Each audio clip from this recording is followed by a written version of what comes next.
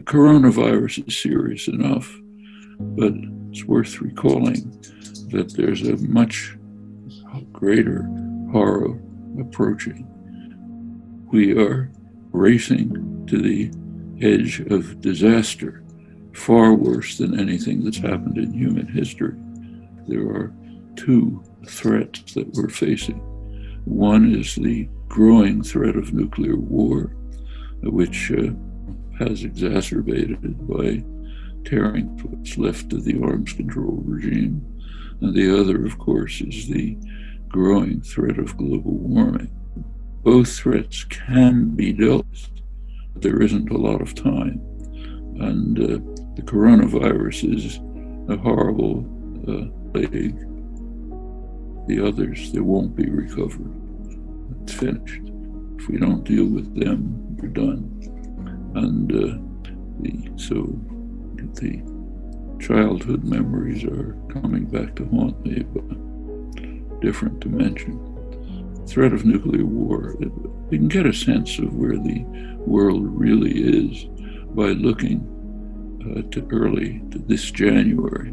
As I'm sure you know, every year the doomsday clock is set with the minute hand a certain distance from midnight, which means termination. Ever since Trump was elected, the minute hand has been moving closer and closer to midnight. Last year was 2 minutes to midnight,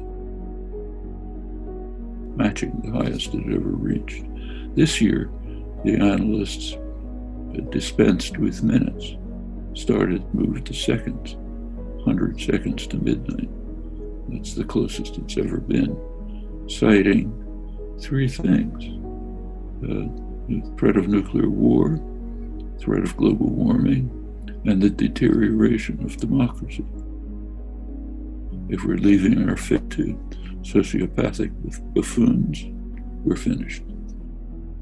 And that's coming close. Trump is the worst, but that's because of U.S. power, which is overwhelming. The U.S. imposes devastating sanctions. It's the only country that can do that. Everyone has to follow. Europe may not like, in fact, hate sanctions under Iran, but they have to follow. They have to follow the master, or else they're kicked out of the international financial system. Now, that's not a law of nature. It's a decision in Europe to be subordinate to the master in Washington. Other countries don't even have the choice. Back to the coronavirus, one of the most shocking, harsh aspects of it is the use of sanctions to maximize the pain, perfectly consciously. Iran has its own enormous internal problems, but by the stranglehold of tightening sanctions, which are consciously designed openly to make the suffer, and suffer bitterly now. Cuba has been suffering from it from the moment that it gained independence, but it's astonishing that they've survived, but they stay resilient. And one of the most ironic elements of today's coronavirus crisis is that Cuba is helping Europe. I mean, this is so shocking that you don't know how to describe it. Germany can't help Greece, but Cuba can help European countries. The civilizational crisis of the West at this point is devastating to think about. The meaning is that if we want to deal with the crisis, we have to move to something like wartime mobilization. So if you think of, take a rich country like the United States, it has the resources to overcome the immediate economic crisis.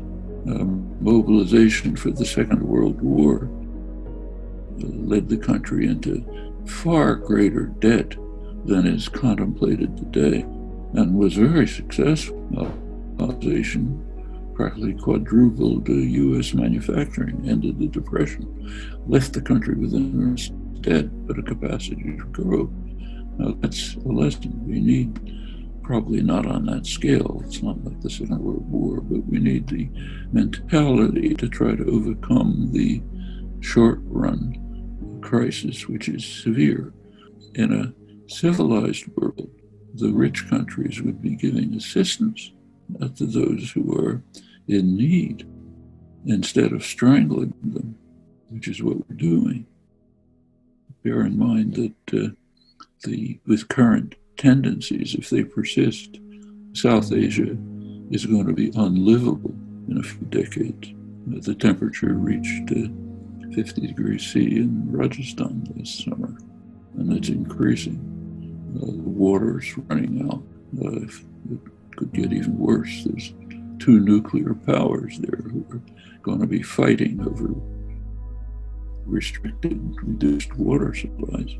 I mean, the coronavirus is very serious. We can't underestimate it, but we have to remember that it's a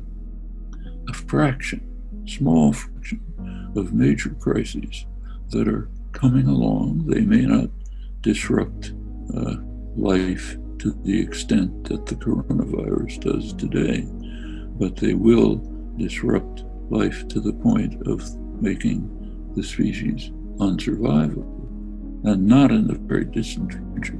So we have many problems to deal with. Immediate ones, coronavirus is serious, has to be dealt with, and much larger ones, vastly larger ones, are looming. And there is a civilizational crisis. It's a time, possibly good side of the coronavirus, is it might bring people to think about what kind of a world do we want? Do we want the kind of a world that leads to this? And we should think about the origins of this crisis. Why is there a coronavirus crisis? It's a colossal market failure. It goes right back to the essence of markets, exacerbated by the savage neoliberal intensification of deep social economic problems. It was known for a long time that pandemics are very likely, and it was understood, very well understood, that they are likely to be coronavirus pandemic. Slight modifications of the SARS epidemic 15 years ago. It was overcome. The viruses were identified, sequenced, vaccines were available. The labs around the world could be working right then on developing protection for potential coronavirus pandemics. Why did they do it? The market signals were wrong. The drug companies, we have handed over our fate to private tyrannies called corporations, which are unaccountable to the public, in this case, Big Pharma, and for them, making new body creams is more profitable than finding a vaccine that will protect people from total destruction. It would have been possible for the government to step in. Going back to wartime mobilization, that's what happened. Polio at the time, I can remember very well, was a terrifying threat. It was ended by the discovery of the Salk vaccine by a government institution set up by the Roosevelt administration. No patents, available to everyone. That could have been done this time, but the neoliberal plague has blocked that. We're living under an ideology for which economists have a good bit of responsibility, though it comes from the corporate sector, an ideology which is typified by Ronald Reagan reading the script handed to him by his corporate masters with his sunny smile saying, government is the problem, let's get rid of government, which means let's hand over decisions to private tyrannies that are unaccountable to the public. The point is that this coronavirus pandemic could have been prevented. The information was there to prevent. And in fact, it was well known in October 2019, just before the outbreak. There was a large-scale simulation, high-level simulation in the United States, in the world, of a possible pandemic of this kind. Nothing was done. The crisis was then made worse by the treachery of the political systems, which didn't pay attention to the information that they were aware of. On December 31st, China informed the World Health Organization of pneumonia-like symptoms with unknown etiology. A week later, Chinese scientists identified it as a coronavirus. Other countries just ignored it. The worst were the United Kingdom, and the worst of all was the United States. One day there's no crisis, it's just like flu.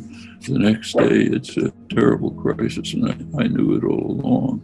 The next day we have to go back to business because I have to win the election. The idea that the world is in these hands is shocking. But the point is that it started with a colossal market failure, pointing to fundamental problems in the socioeconomic order, made much worse by the neoliberal plague. And it continues because of the collapse of the kinds of institutional structures that could deal with it if they were functioning. As I said, what kind of world do we want to live in? There will be options. The options range from installation of highly authoritarian, brutal states, all the way over to radical reconstruction of society on more humane terms concerned with human needs, not private profit. And we should bear in mind that highly authoritarian, vicious states are quite compatible with neoliberalism. In fact, the gurus of neoliberalism were perfectly happy with massive state violence as long as it supported what they called sound economics. There is the possibility that people will organize, become engaged, as many are doing, and bring about a much better world, which will also confront the enormous problems that we're facing right down the road. The problems of nuclear war, which is closer than it's ever been, and the problems of environmental catastrophe from which there is no recovery. Once we've gotten to that stage, it's over. And that's not far in the distance unless we act decisively.